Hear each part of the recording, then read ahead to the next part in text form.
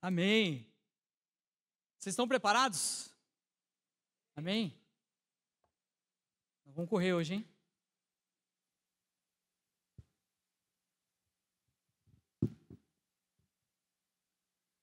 Quero louvar a Deus pelos testemunhos.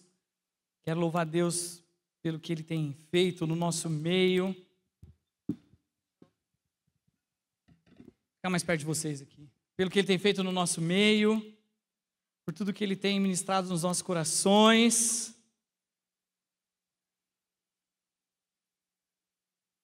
Sobre cura. Existe um ambiente de cura e existe uma unção de cura sobre essa igreja. Eu comentei com o André aqui, se o Tony não orasse por cura, a primeira coisa que eu iria fazer era orar por cura. E antes de iniciar a mensagem de hoje, eu gostaria de saber se você entrou com alguma dor aqui, se você entrou com um incômodo, enfim, se você veio aqui na frente ou se você não veio aqui na frente, mas se você estava com algum tipo de dor e você já foi curado, se você não está sentindo, dá uma olhada aí enquanto eu falo, você já entendeu onde eu vou. Enquanto eu falo, vê se você foi curado, se você estava com alguma dor no joelho, na perna, no cotovelo, não sei. Deus tem cura para nós aqui. E se você já percebeu que você teve uma melhora, até 80%, levante sua mão, faz um sinal assim, que nós queremos ser edificados junto com você. Ali uma pessoa, ali 2, 3, 4, glória a Deus por isso. Aplauda o Senhor, amém, glória a Deus. Nós precisamos ser gratos por tudo que o Senhor faz. E nós precisamos ser ousados também. Eu quero dar um breve testemunho antes de começar essa mensagem. Semana passada na nossa casa de paz, eu senti uma dor de cabeça muito forte aqui, eu não sinto essa dor. E na casa de paz eu falei, alguém está com alguma dor? Eu gostaria de orar aqui, eu estou sentindo uma dor. E tinha uma pessoa com uma dor exatamente no mesmo lugar. Aí a hora que ela falou, eu falei, é essa. E aí eu orei. E nada aconteceu. Nada aconteceu. E esse ambiente de vulnerabilidade, de que você pode orar e às vezes não vai acontecer nada. Porque não é sobre mim e não é sobre você. A nossa oração está submetida à vontade de Deus. Ele faz o que Ele quer, quando Ele quer, do jeito que Ele quer. Mas, uma semana depois, que foi ontem, nós voltamos lá na casa de paz e nessa mesma oração, 2 pessoas foram curadas. Uma foi curada do joelho e essa pessoa disse assim, eu fui na academia, eu forcei, eu dei pico no meu joelho para fazer tudo aquilo que dói e não doeu. Eu trouxe até um doce de presente para você para agradecer pela oração. E aí o joelho foi curado e a coluna foi curada de outra pessoa, né? Mas a dor de cabeça não, irmãos, não é sobre nós. Tudo é dele. Ele faz do jeito que Ele quer, como Ele quer. Então, enquanto nós estamos falando da palavra de Deus, enquanto nós vamos falar sobre a palavra hoje, se você está com uma dor, ativa a sua fé, porque Deus ainda pode te curar durante essa mensagem, amém? Amém, porque existe um ambiente de cura neste lugar. O Espírito Santo está aqui, Deus está aqui. E aí eu quero te pedir que enquanto nós estivermos falando da palavra, você me ajude. Se Deus te tocar no seu coração e você falar amém, você já fala amém. Glória a Deus, é isso aí. Ajuda eu, para não ficar sozinho. Nós estamos distante aqui, né? Daí ajuda a ficar mais perto. Vamos lá, vocês estão preparados? Nós vamos falar hoje sobre um tema. E esse tema, como vencer as crises, eu fiz o slide lá, talvez já esteja no jeito. Como vencer as crises? Eita, esticou ali, tinha uma carinha ali, uma caretinha. Tal, mas está tudo bem. Esse tema, ele é baseado nós usamos como base um livro, um pequeno livro do pastor Silmar Coelho, que foi uma inspiração para essa mensagem.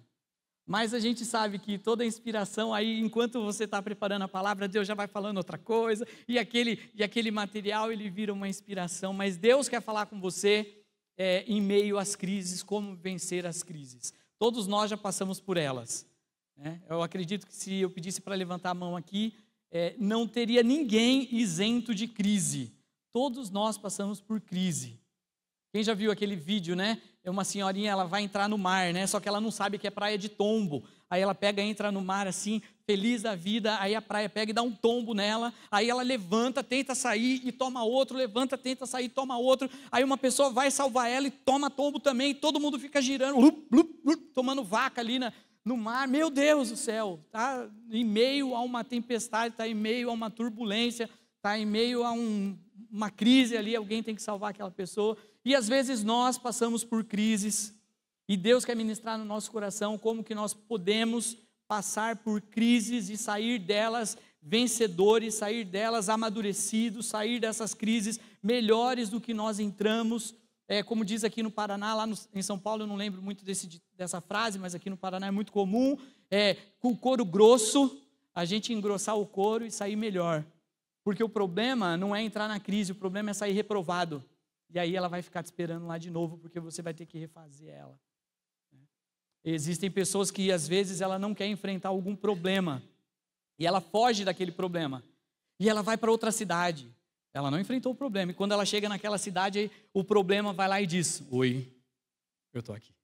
Aí ela vai para o quarto escuro, e ela bota a cabeça no travesseiro, e de repente ela tira a cabeça do travesseiro, e o problema fala: oi, você precisa me resolver. Então você vai ter que enfrentar alguns problemas, você vai precisar passar por alguns problemas, não adianta você fugir dele. Alguns gigantes, mestre de fase, quem gosta de videogame, parece que a vida às vezes nos oferece um mestre de fase, aí você tem que passar pelo gigantão, né? E aí você morre e volta de novo, morre e volta de novo, até você aprender. Aí de repente você aprendeu, já sei passar pelo gigantão, show, aí é só dancinha e vai para frente, pega bolinha, pega a frutinha e tudo bem, beleza. Lá na frente tem outro gigantão para você vencer. Aí você fala: vou tirar de letra. Não vai não, porque o gigantão é pior. Mas a gente precisa vencer esses gigantes, nós precisamos vencer essa crise. E nessa noite Deus quer te dar algumas ferramentas para que você possa passar e encorajar outros a passarem aprovados por essa crise. Durante a crise, durante a dificuldade, durante a tribulação, você vai ter que exercer algumas habilidades, você vai ter que ativar algumas habilidades: coragem, entusiasmo, fé em Deus, resiliência, renúncia, santidade, jejum. Alguém falou de jejum? Algumas coisas vão ter que ser ativadas na sua vida, porque senão, ao invés de você passar por um deserto que é 40 dias, você vai ficar rodando lá 40 anos, e não é esse o plano. O problema é quando é reprovado. Aí quando é reprovado, vem uma palavra lá e fala: olha, você não vai acessar, quem vai acessar são seus filhos, essa geração vai ter que passar inteira, porque é só uma nova geração que vai acessar. Não, que isso não aconteça conosco, que nós possamos acessar as bênçãos de Deus hoje, a gente não fique rodando que nem barata tonta num deserto, mas que a gente acesse também a nossa terra prometida, aquilo, o plano de Deus, que a vontade dele afinal é boa, perfeita e aí, estamos juntos então. Então, algumas pedras a gente vai encontrar pelo caminho, mas nada é mais forte do que renovar a sua esperança em Cristo.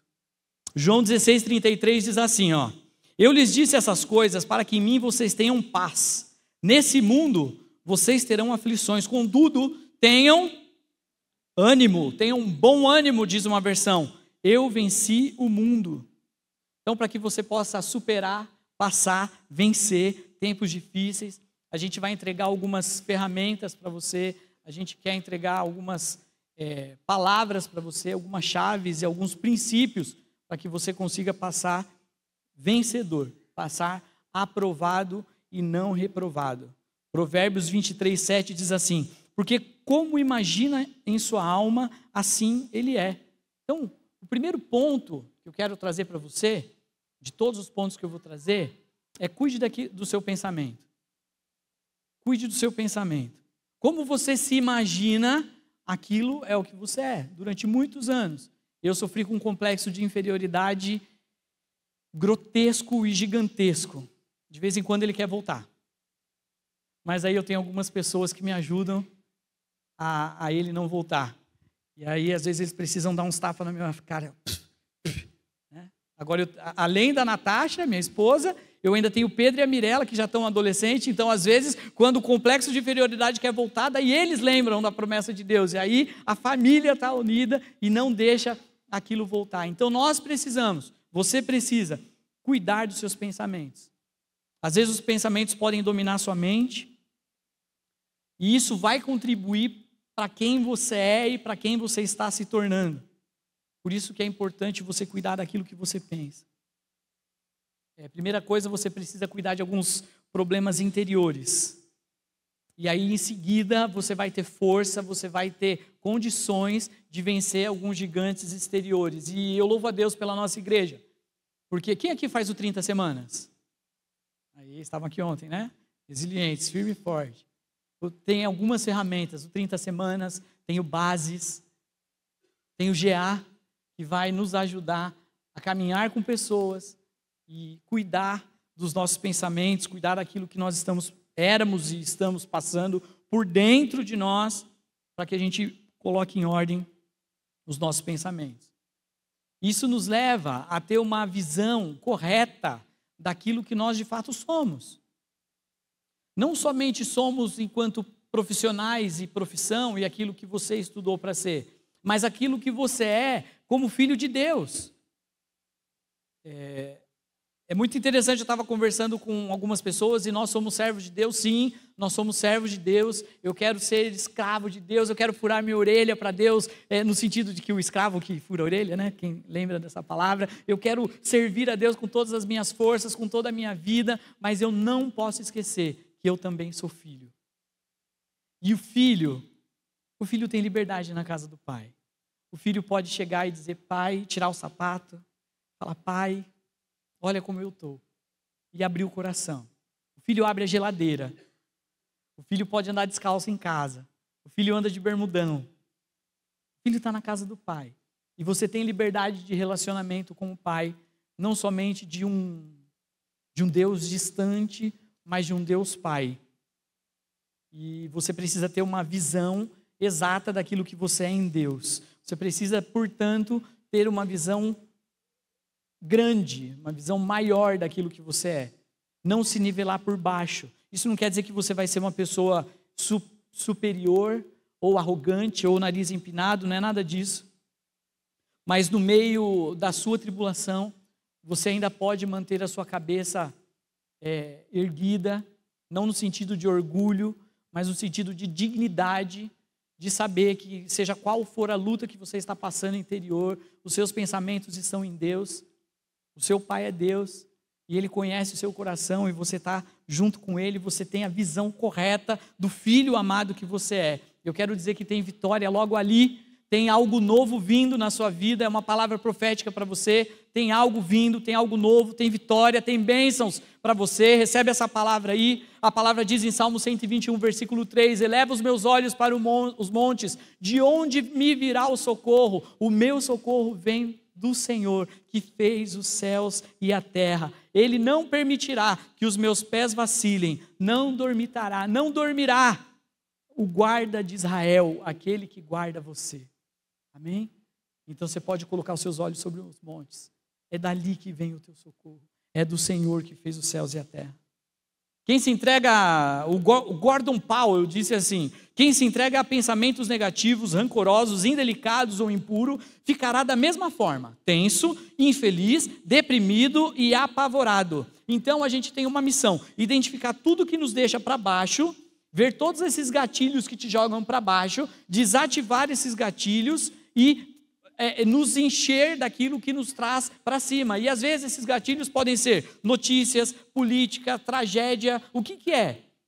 Eu brinco com o vô da Natasha, quando eu vou para São Paulo, eu falo, ô vô, quando o senhor acorda muito feliz mesmo, o senhor vai assistir o da Atena, né? Porque daí o senhor tem que ficar um pouco triste, né? Aí ele dá risada. Então, às vezes você está muito feliz, daí você vai assistir aquela potroca que te deixa triste. Desliga isso. Sai disso. Para de se alimentar dessas coisas que te levam para baixo. Muda o jogo. Você já identificou olha, sabe o que me deixava para baixo? Não sei se posso falar, não sei se o culto está sendo gravado. Aquele pingo dos uzis da Jovem Pan. Eu gostava daquilo. Só que eu comecei a perceber que eu saía do trabalho feliz, animado, começava a ouvir, uau, eu chegava em casa rastejando. Não vou mais ouvir isso não. Então, às vezes, as notícias nos deixam ruins. Às vezes, você só tem que ir lá e pegar aquela notícia que você precisa, para não te contaminar. Segunda ferramenta que eu quero entregar para você: acerte a rota, corrija os seus erros. Todo mundo em algum momento vai cometer erros. Não adianta, você não é o super-homem. Em algum momento você vai errar, em algum momento você vai pisar na bola, em algum momento você vai fracassar. Mas a pergunta é: o que você vai fazer com isso? Como é que você vai agir diante de um erro que você cometeu? Quando o líder da casa erra, todo mundo sofre dentro da casa. Eu já tomei decisões erradas que toda a minha família sofreu em casa. Então, nós como homens e mulheres também, enquanto líderes do lar, nós precisamos cuidar das decisões e das coisas que nós fazemos, porque toda a nossa decisão vai implicar em uma reação em cadeia dentro de casa, e isso vai trazer consequências positivas ou negativas. Uma ira fora de hora, um descontrole fora de hora, um agir por impulso, uma briga, qualquer coisa que possa ser um gatilho que sua família vai sofrer lá na frente. Então, o que fazer? Aprender com os erros. Crescer.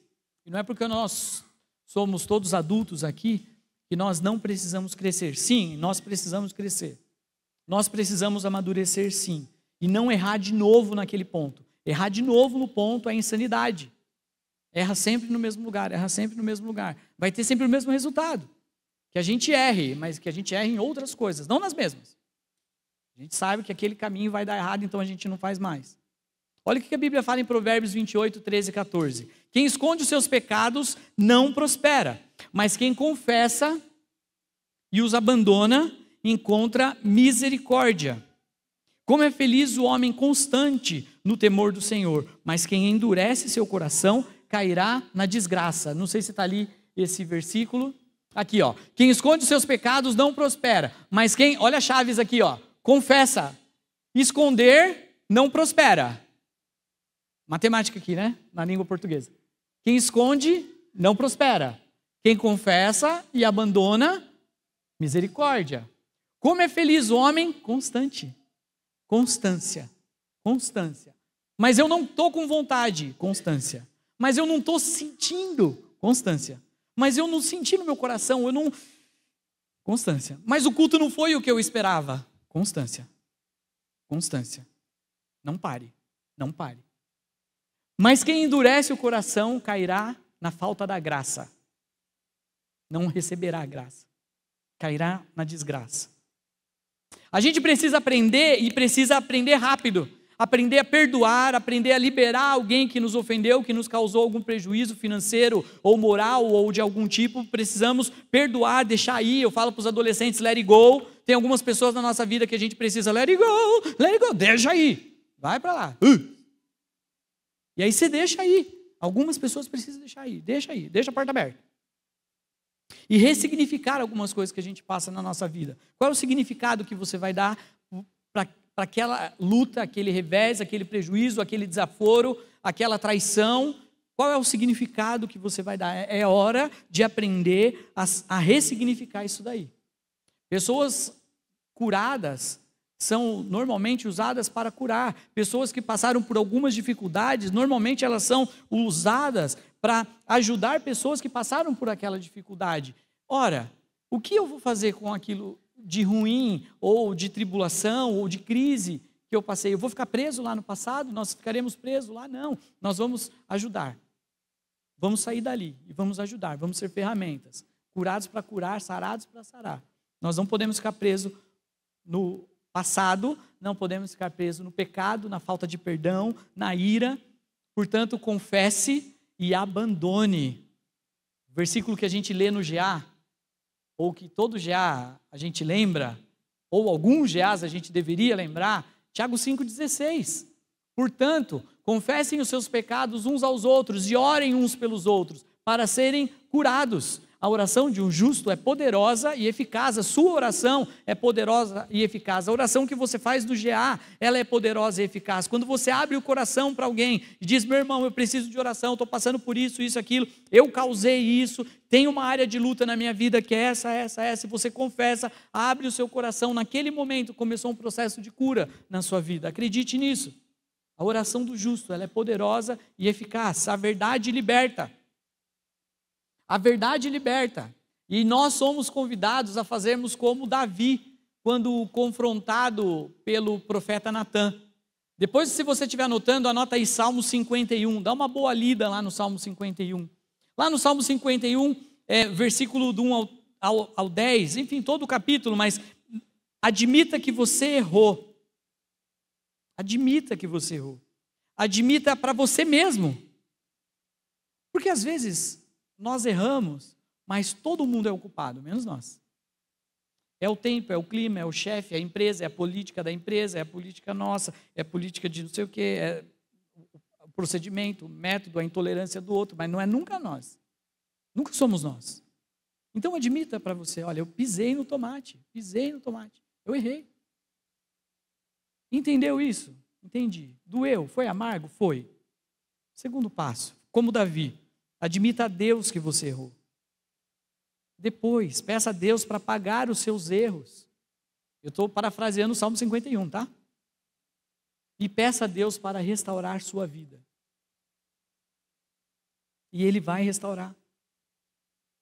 Então você tem uma lição de casa aí, Salmo 51. Terceiro princípio. Amplie seus limites. Use sua potência máxima. Às vezes, eu ou você passamos por algumas coisas na nossa vida que a gente parecia um carro V8 engasgado que funcionava com um cilindro só. Ele é um V8, mas está andando que nem um Uno Mille. Engasgado ainda. Mas é um V8. Você é um V8. Você é uma máquina. Você é uma potência. E você precisa entender em Deus a potência que Ele depositou em você. Não é aquela potência. Quando eu penso potência, eu penso bomba, né? Cabeça do Bob, né? Eu penso bomba. Eu imagino uma bomba que a pessoa acende aquele pavio e vai acender, e na hora de ela explodir, que todo mundo sai correndo, ela faz.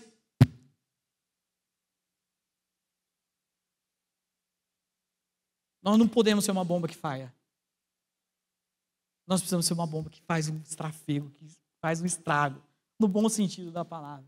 Deus quer tirar de nós, Deus quer entregar para nós, Deus quer despertar em você a sua mais alta potência. Você é criativo, Deus já te depositou criatividade, Deus já te depositou coragem, Deus já te depositou todas as ferramentas, elas precisam ser ativadas aí dentro. Deus já te deu dons e talentos, mas às vezes você está tão sufocado com tudo aquilo que você está vivendo, que você não consegue se enxergar maior do que um fracasso. E por isso você precisa ampliar os seus limites. Você precisa ampliar os seus limites. Você não pode viver abaixo dele.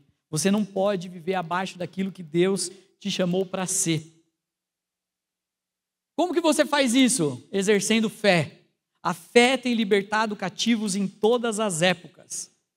Não fique naquilo que não é verdade, não fique preso naquilo que não é verdade sobre você.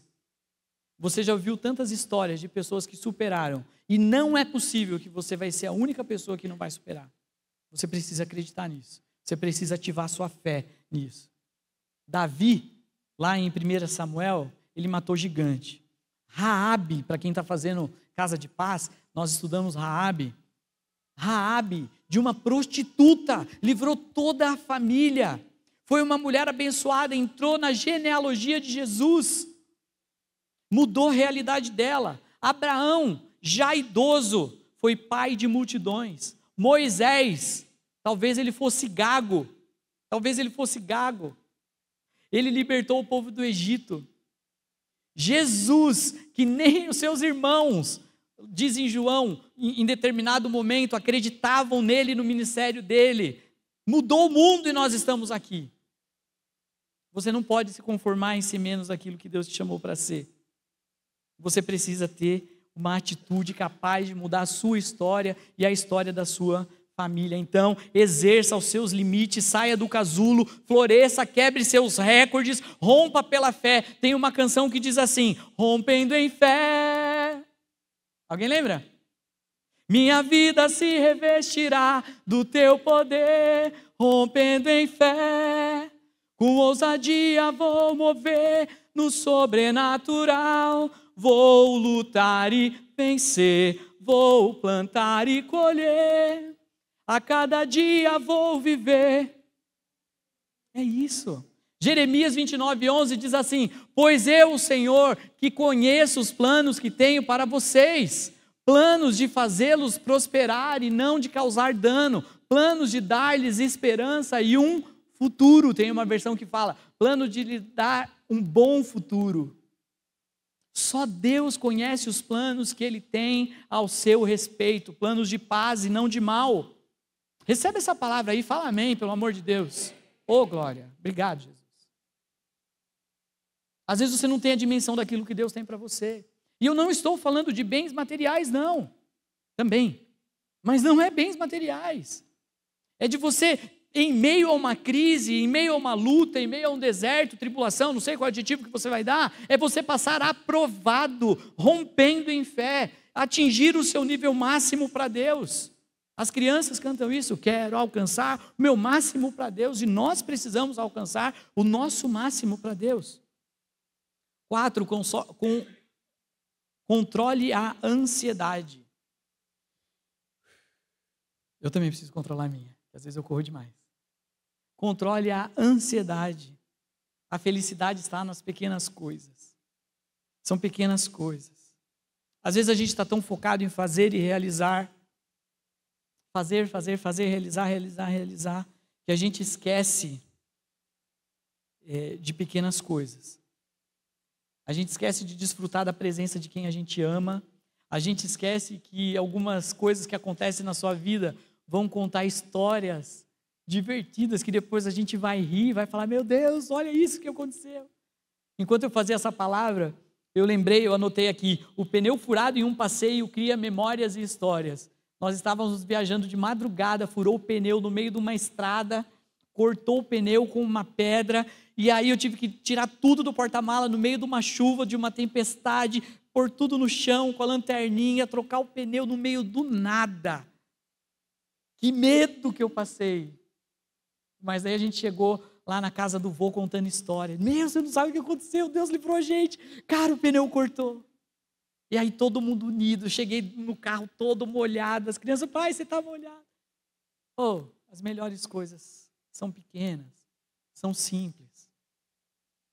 Às vezes é uma volta no lago, às vezes é comer um churros lá depois da volta do lago, perder tudo, ganhar tudo que você perdeu. As melhores coisas estão servir na igreja. Quem já fez musical de Natal aqui sabe, você fica lá a peça inteira trancado dentro de uma sala, é a melhor coisa que acontece no seu ano, 20 dias trancado dentro de uma sala, bota a roupa, sobe aqui no palco, dá tchauzinho, volta para a sala, fica trancado numa sala, são os melhores dias da nossa vida. As pequenas coisas, e às vezes a gente esquece, tomar um sorvete com as crianças, tomar um sorvete, andar a pé, tomar um café com quem a gente ama, e a gente está esquecendo, ansioso, e não está enxergando as pequenas coisas que Deus tem nos entregado para a gente controlar a nossa ansiedade. Deus tem dado ferramentas para a gente desacelerar e entender melhor os diversos, mais de 60 ministérios da igreja, para a gente desligar do trabalho da empresa, desligar dos problemas do dia a dia e sorrir para alguém, receber um sorriso, receber um abraço. As melhores coisas são simples. Tem a história de um pescador, meu Deus, eu não sei como está meu tempo, mas vamos lá. Eu sei até a hora que tem que ir, mas vamos lá, eu vou arriscar. Qualquer coisa a gente corre, mas nós terminamos. Tem a história de um pescador que ele morava numa prainha paradisíaca de linda. E aí aí o milionário, zilhardário, estava nessa praia, desfrutando lá do resort dele, e ele viu o pescador chegar com o barquinho dele, 6 peixes. Aí ele chegou pro pescador: e aí, pescador, tudo bem? Tudo estava ruim hoje, né? Falou: não, tá tudo bem, já pesquei o meu almoço e a janta. Mas só 6 peixes? Só 6 peixes.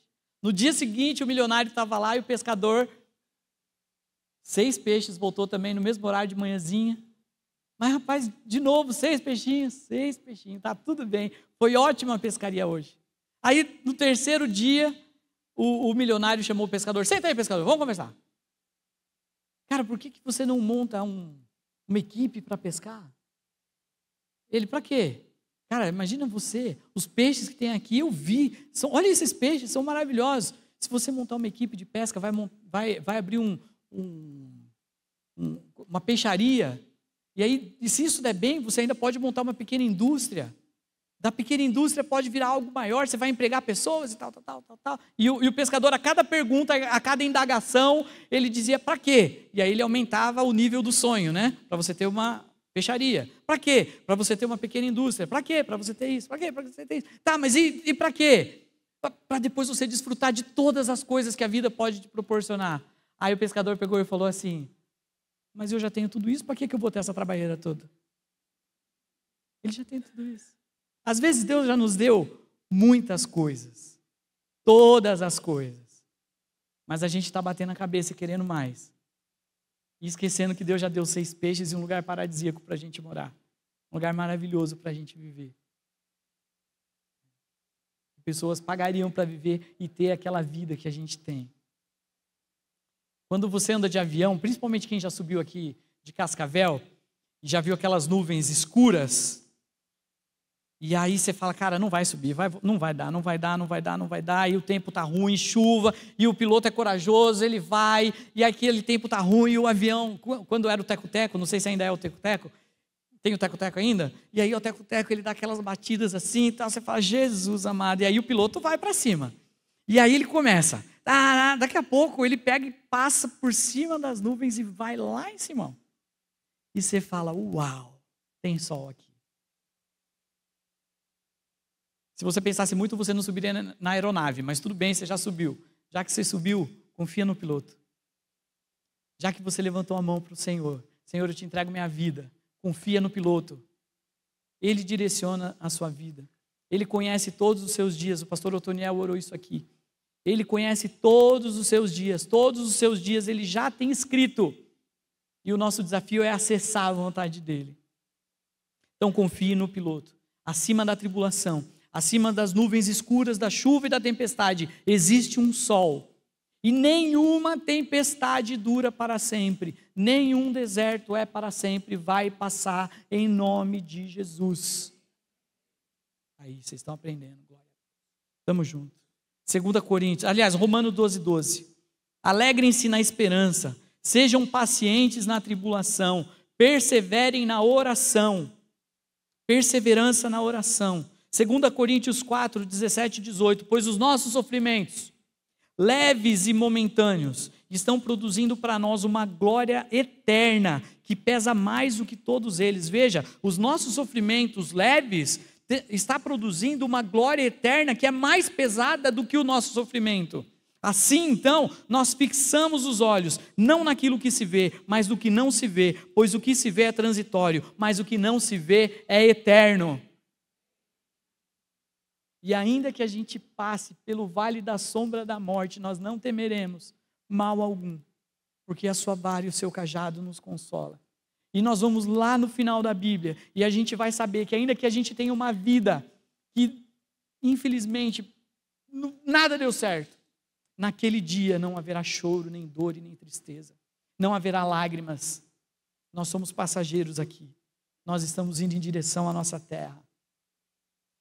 5. Não perca a coragem. Exerça total confiança em Deus. Eu já dei spoiler daqui. Tem 2 tipos de medo. O medo normal, natural, que todo mundo tem, e aí a gente vai com medo mesmo. Rapaz, se você pensar, você não entra no jogo não. Crescer é muito difícil. Um adolescente, sexta-feira, veio conversar comigo, falou, Renatinho, eu estou trabalhando, estou estudando, estou fazendo ministério, eu estou isso, estou aquilo, e eu estou travando, eu estou bugando. Eu falei, bem-vindo à vida adulta. E eu preciso te dizer, vai piorar.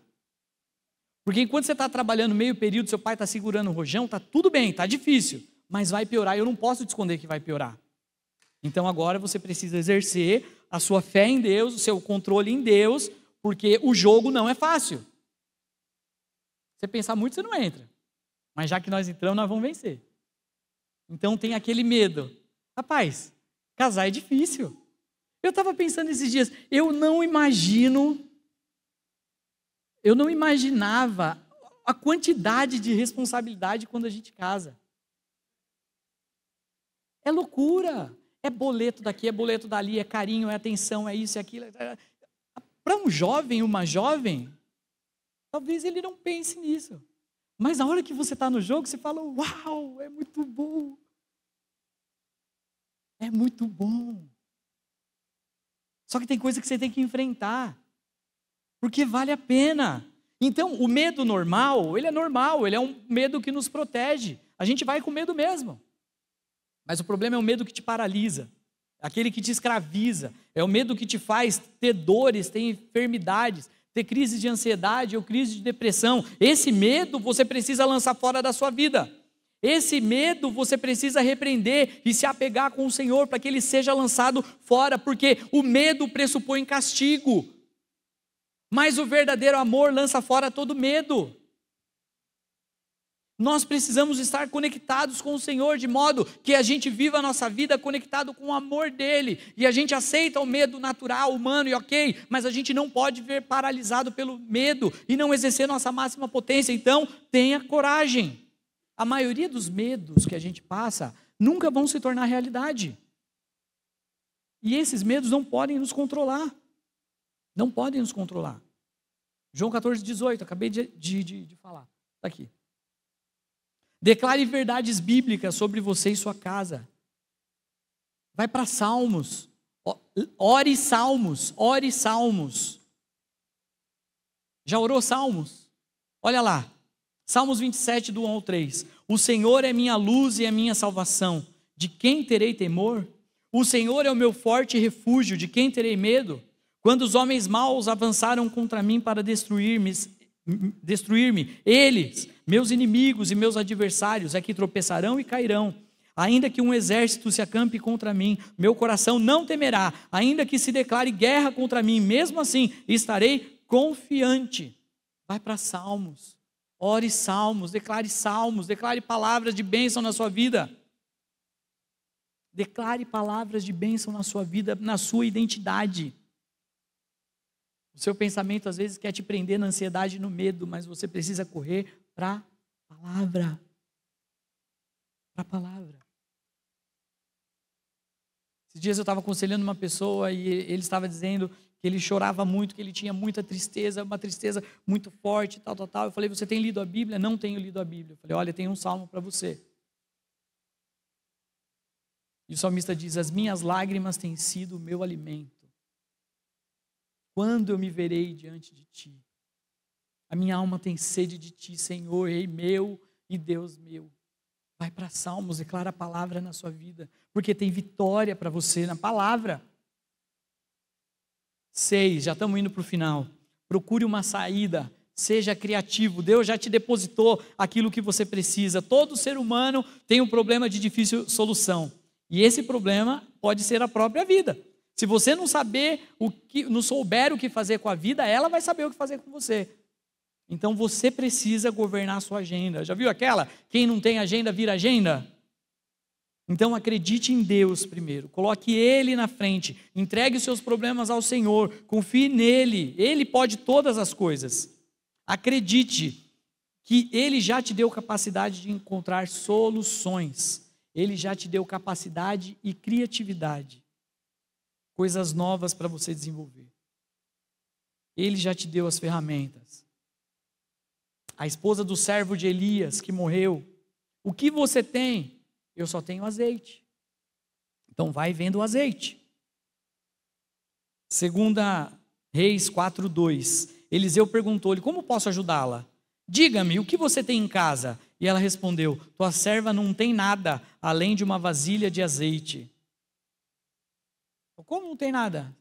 Você tem azeite, mas não dá para nada. Então vai falar com você, exerce relacionamento, vai lá nos vizinhos, pede vasilha para todo mundo, pede tapoer, pede potinho, pede tudo para todo mundo. E aí começou a vir azeite, encher pote, encher botija de azeite, até que acabou todas. Agora, beleza, já temos azeite. Tá bom, o que eu faço? Vai vender. Deus já te deu os talentos. Deus já te deu as ferramentas. Eu me lembro uma época na minha vida que eu estava passando por um revés gigantesco, gigantesco. Eu estava sendo roubado no meu trabalho e aí eu vendia trufas. Eu vendia trufa. Enquanto eu atendia, eu vendia trufa. Eu vendia, na média, 300, 400 reais de trufa por dia. Porque foi aquilo que Deus colocou na minha vida. E eu vendia trufa. Eu pegava com uma amiga que fazia trufa, um isopor grande, e voltava com o isopor vazio. É o azeite daquele momento. Deus estava nos forjando. Deus estava me forjando. Confie nele. Vai para cima. Vai para cima. Não tenha medo. Vai para cima. Mete as caras. Pense com profundidade. Deixe de lado as emoções, a empolgação. Deixe de lado a empolgação, as primeiras reações. Às vezes as primeiras ideias não são aquelas que vão dar certo. Eu tinha um professor que ele falava assim de criatividade e ele dizia assim, quando você vai no médico e vai fazer um exame de urina, ele diz assim, despreze o primeiro jato. Então as primeiras ideias você joga fora, porque ela não é boa. Vai lá para a terceira ideia. Então, o recado do meu professor na aula de criatividade, despreze o primeiro jato.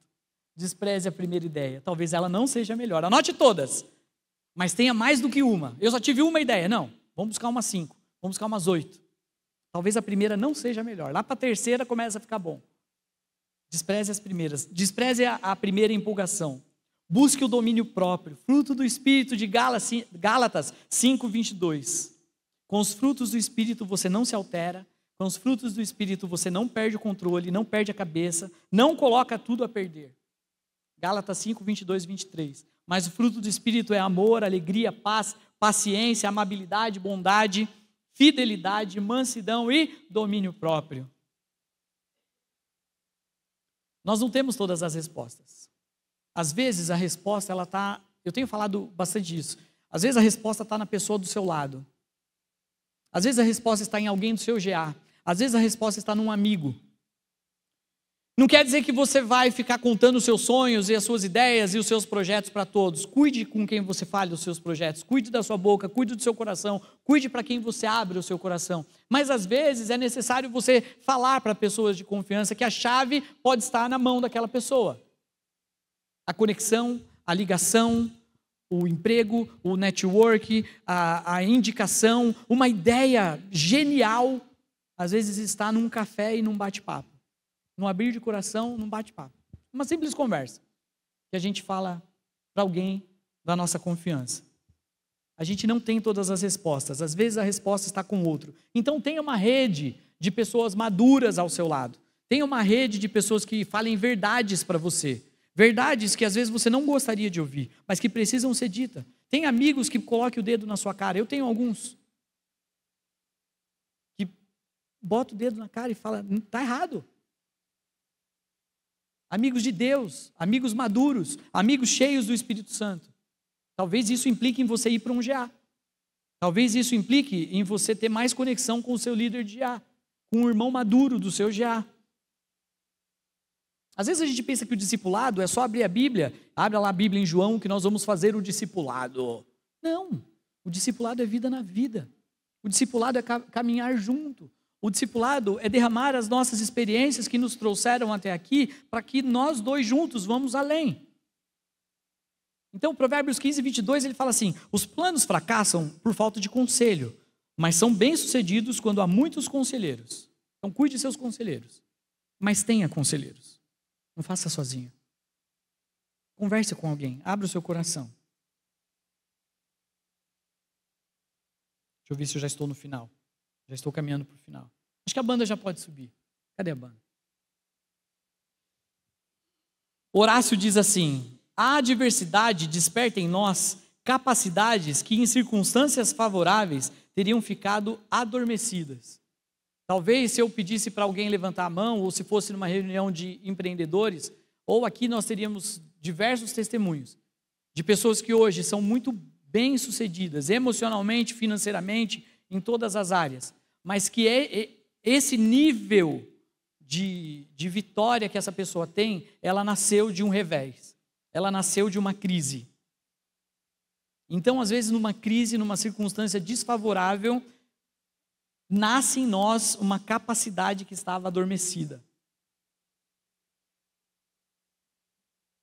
A oração de hoje é que você peça para Deus que você tenha vitória sobre suas crises, que você aprenda com os problemas, que você cresça com Deus em conhecimento e em relacionamento com Ele, para que a crise que eventualmente você passe, ou você passou, ou você esteja passando, isso te impulsione para perto de Deus, isso não te afaste de Deus, e você tenha uma visão positiva de que você esteja próximo do Senhor. Prepare-se para vencer. Essa palavra eu quero deixar para você. Prepare-se para vencer. Prepare-se para vencer. Esteja preparado para a vitória. A sua tempestade não é para sempre. Você não vai ficar rolando que nem aquela senhora na praia para sempre. Não é para sempre. Vai passar em nome de Jesus. A tempestade vai passar em nome de Jesus. O deserto vai passar em nome de Jesus. A crise vai passar em nome de Jesus. Você vai aprender com isso. Se você passar aprovado, você precisa passar aprovado.